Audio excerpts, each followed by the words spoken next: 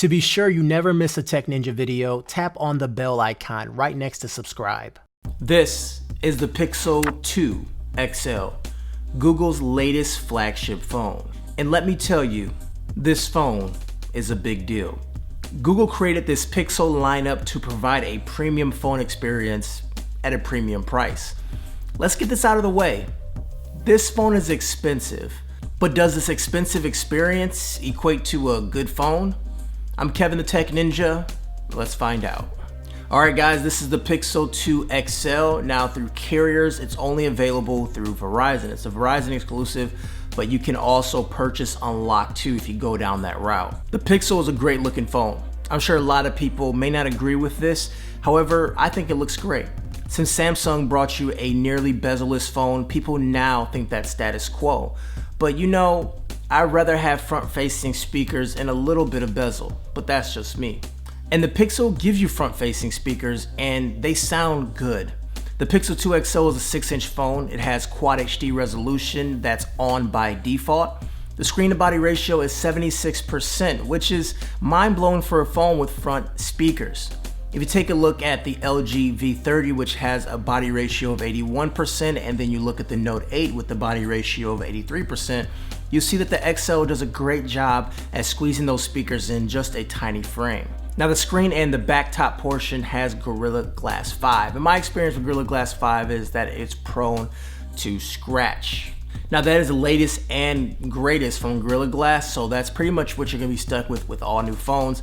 I do recommend a screen protector when you get this phone, or any phone with Gorilla Glass 5. I almost forgot to mention that the frame is squeezable. That's right, you can actually squeeze the frame to activate different tasks like Google Assistant. You can also program it to silence calls and a few other things. I would like that list to be expanded so you can squeeze to go to camera, but you can also change how strong of a squeeze you need. So in my experiences, if you put it all the way up, then only time a hefty squeeze will actually activate it. Otherwise, when you pull it out your pocket, I was activating the squeeze on accident. The phone weighs 6.17 ounces, which is a pretty nice weight for the device. The phone feels substantial in a hand and it has some good balance to it. The left side is completely bare with just the SIM card tray, and on the right, there is somewhat of a shakeup. The power button is the first button, and under that is the volume rocker. Compared to most phones, you'll have the power button on the opposite side, or it's below the volume rocker. And it did take a little bit of time to adjust, and I'm still actually adjusting. But the good thing is you can actually activate the fingerprint scanner that's on the back, and it's very fast. You can activate it at any time. So when the screen's off, you can turn it on. And also if you double tap the screen, it wakes the phone as well if you just want to check the time or something. At the bottom, you have the USB-C port and the headphone. Oh, it's not there. A lot of flagships are removing the headphone jack. Apple was the first to do it. It took a lot of courage to do so, and now other phone companies have the same amount of courage to do it as well. So this is the future we're living in. Get used to it. On the back of the phone, you have a matte finish, which is made from this really great material. It feels like rubber and plastic. It's kind of this hybrid material, and I think it's really good. It does get a little bit of fingerprints, but it's not as bad as the glass backs or the slippery plastics that you see with phones. At the bottom is matte black. You have the Google G in this stealthy black color, and towards the top of the material, you'll find the fingerprint indent. And above that is the glass housing. This glass housing is where the phone keeps all the antennas, so it's able to get out, versus some phones that actually have these antenna lines. The Pixel decided to use just this complete window to do so. Now within this glass back, we have the single camera and also a flash. Inside the phone, we have the Snapdragon 835 and the Adreno 540. For people who are specs aficionados, they may not like the 835 choice since it's not considered a new chip, but the performance does not show any signs of slowdown. Apple has proved that software optimization can go a very long way, and the Pixel is confirming that with this device. The Pixel 2 and even the 1 runs amazingly. It's super quick, and every and any app you want to go into runs super fast. No scrolling lag, no lag between apps. Everything is snappy, even under a heavy load. It's running Android 8.0, which is Android's latest software version, but the Pixel has a few additional features up its sleeve. Starting off, when you unlock your phone, by default, you're gonna have the Living Universe wallpaper. These are wallpapers that are videos that play in the background, and they're optimized to not take that much battery, as the only part that animates is such a small part of the screen. At a glance is a new minimal widget, and this automatically shows a countdown for your upcoming events, reminders, and other information you may be interested in. Minimal, but it's something that's nice to have. Okay, we gotta move on to the feature that you guys have been waiting for, and we gotta talk about that camera. Is it all hype, or is it really that good? Let's talk about it. While other manufacturers are moving to dual camera systems, the Pixel double downs on the single camera. But they have something up their sleeve, and this is Google's software. The primary camera is 12.2 megapixel, f1.8 sensor, phase detection, and laser autofocus with the dual LED flash. Look guys, the specs are pretty much middle of the road here. You don't see anything that jumps off the paper with anything, but let's take a look at these images. The software is what steals the show here. Images may look pretty normal at first, and then bam, the software does its magic thing and it produces these fantastic realistic colors and details. Also, dynamic range is amazing. Take a look at this V30 image I took, and then take a look at it when I took it on the Pixel 2. Both phones have HDR turned on, and I took them one after another, and I exposed for the black on the wall. Also, video stabilization is mind-blowing. It feels like you've been just using a gimbal when you take a look at the videos you just shot. This is a big deal for people who are looking to use their phones for vlogging or anything else. Now, the front-facing camera gets the same love, producing fantastic images as well. It's 8 megapixels f2.4 with a 1.4 pixel size. And once again, fantastic images, clean, clear, and realistic colors. Amazing job on the camera.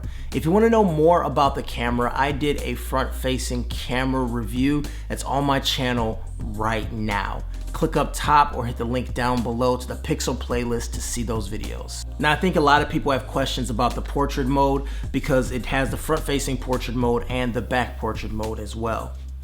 Now, in my experiences, just me, the portrait mode has been phenomenal, especially the front. The front one is really, really good. The only small slight issue I have, and I get why it happens, is that with my hoodie or anything that goes behind you, it's gonna blur that out because it looks like it's part of the background. So that's something that be mindful of if you have a hoodie or if you have hair that kind of goes back.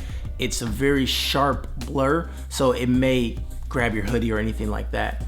The same thing goes for the portrait mode on the back sensor as well. But overall, I found the portrait mode to be a lot better than other phones I've used. When you compare it directly to the iPhone, then there's a lot of competition here, and both of them look really fantastic. But when you compare it to live photos on the Galaxy Note, I think the Pixel takes the cake on that, especially since the Pixel is way better at low light. All right, let's discuss the screen. The Pixel 2 XL has a very good looking screen. It's not great, but it's very passable. Now, one thing about the screen that I don't like is that the color profile is too warm for me. And furthermore, there isn't any type of software that allows me to adjust screen colors per se. Also, the viewing angles are not as good as other phones. When holding at different angles, you can sort of see the colors shift a little bit. Now, for a phone that is otherwise this great, the screen is kind of frustrating to me because when I compare it directly next to the Note or even the V30, the colors just sort of seems dead and dull to me. One may say realistic, but I say it's dull. So I don't want you to let this screen narrative throw you off the track about this phone. Yes, I do have a little bit of problems with the screen, but overall it's an OLED screen. It gets bright enough to work in direct sunlight, so those two things are really important to me, and it looks relatively good, but just comparing it directly to competition, I'm dissatisfied with the screen. Okay, so I've had the phone for about a week, and I've been reviewing phones for 8 years. And me saying I've been reviewing phones for 8 years actually makes me cringe a little bit, because I'm definitely getting old. But let me tell you this. After using the phone for about a week, I have a really good understanding of where the phone is as far as where does it rank and how good the phone is and what do I particularly think about it and is it something I'm gonna keep using. And let me tell you, after 1 week, the Pixel 2 XL is the best phone I have used. After 1 week, I'm not saying ever the best phone, whatever. After 1 week, this is how I feel about the phone. It checks all the boxes to me, which is very important. Front-facing speakers, water resistance, which is IP68. You have a good software experience and a stellar camera with some pretty good battery life.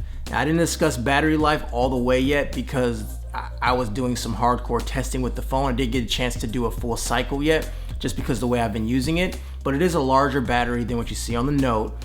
So you should expect some very good battery life, but I can't comment on that just yet. That'll be in the next video.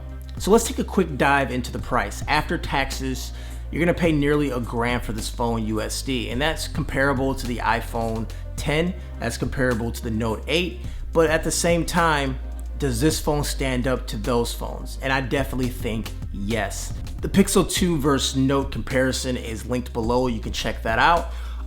But you are definitely paying for a software experience and not a hardware experience. With Samsung, you're paying for a hardware experience versus a software experience. So it's one of those things where you have to know what you're getting before you actually get it. And also the Pixel 2 non-XL edition is $200 cheaper. That's a better value for pretty much the same phone. Anyways guys, I'm Kevin the Tech Ninja. If you enjoyed the coverage, hit my links down below to check out more Pixel 2 XL videos because I do have a bunch coming out right now. Also hit that subscribe button, hit that bell icon so you're notified when the next one pops up. Kevin the Tech Ninja, I'll talk to you guys later. Peace out.